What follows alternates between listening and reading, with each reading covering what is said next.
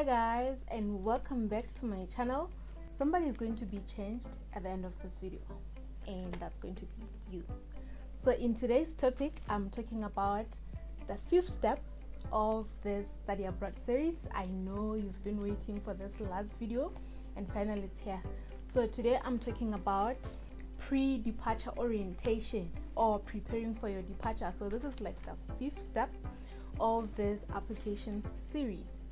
So with this series, I only have I have only 5 points that I'll be talking to you, and hopefully after this video you will know what needs to be done and you will be ready to explore your destination country and be ready to get started with your studies. All right, let's get down with today's topic.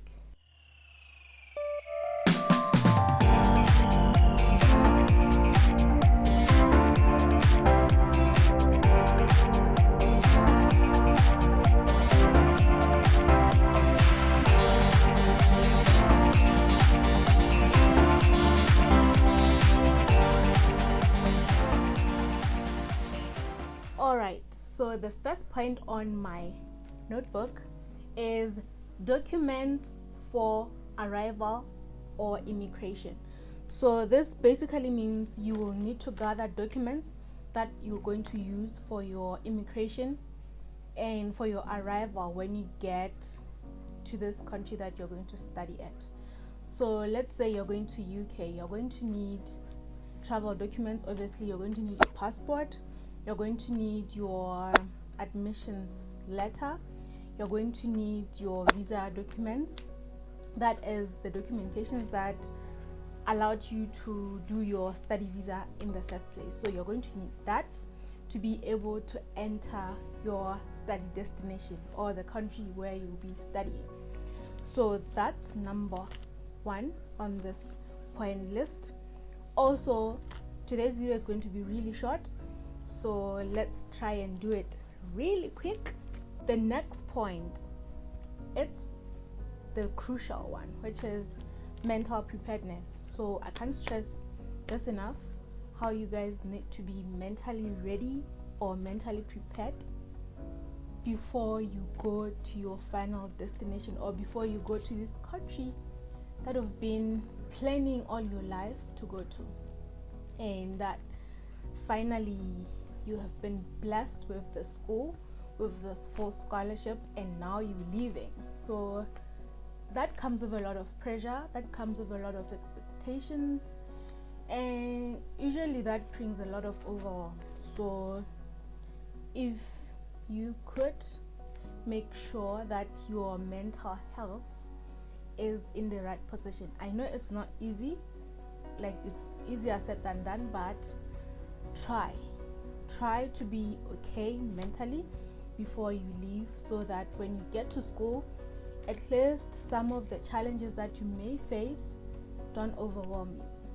All right, so this entails, I guess, saying your goodbyes with people home, like your family and friends, and I guess getting ready for what's to come, your dream school, your dream country, your studies, taking it all in and making sure that it doesn't weigh on you. So that pretty much sums up the mental preparedness point. The next thing on my list is the support system. So this is the support system back home and when you get to school. And obviously this will also entail having people like your friends and family to support you before you leave for school. And usually this would mean either financial support or mental support. So this ties back to the the previous point that we mentioned about mental preparedness. So you need these people, to rely on these people and know that these people are 100% behind you going to school, and understand that you are going to try to change your life for the better in this country, in the absence, basically. So it's not easy studying in a different country, and being exposed to so many different things.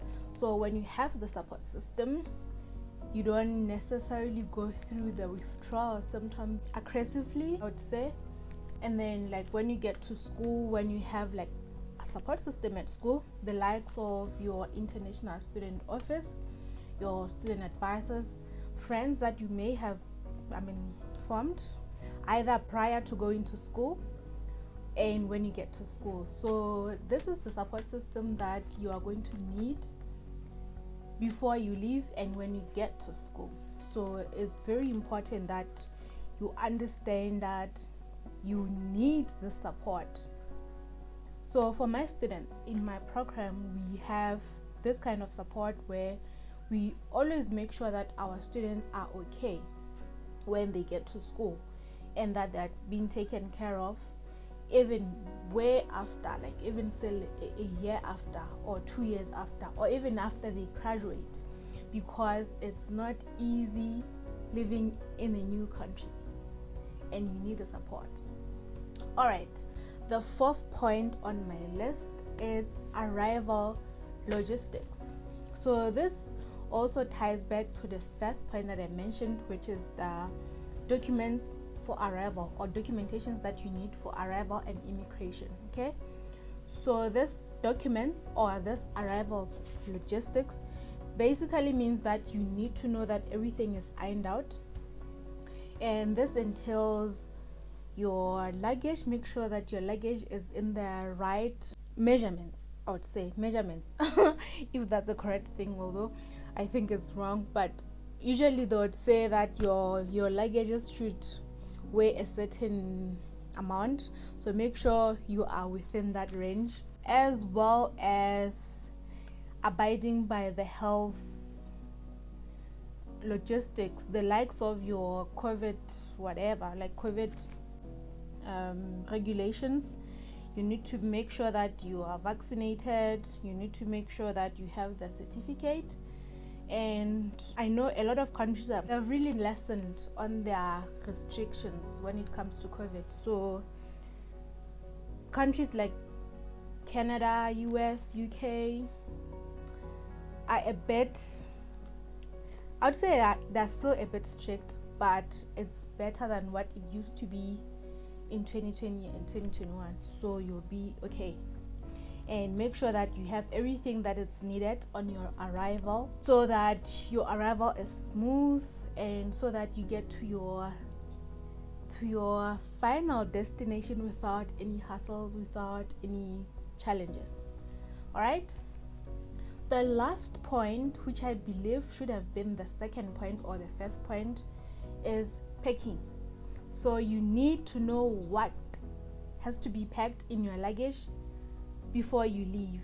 So you need to know what kind of clothing you need to pack, because obviously if say you are somebody who is in Lesotho and you'll be moving to the US, then it means some of the clothing that you would normally wear when you're in Lesotho may not be as applicable in the US, especially for the season that you'll be moving. For example, right now we are in winter here in Lesotho, and in the US it's summer.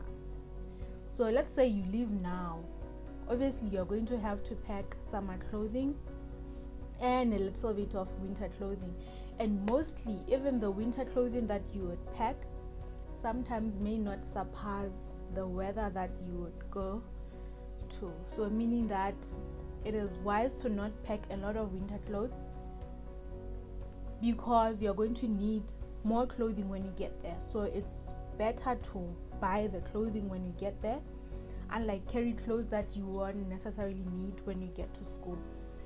Also, what I usually advise is packing traditional gear, because for the most part when you get to school there would be traditional events that you'll be attending, and it would really be nice to have a traditional attire with you while these events happen. So I highly recommend that people consider picking their traditional attire while they pack for school.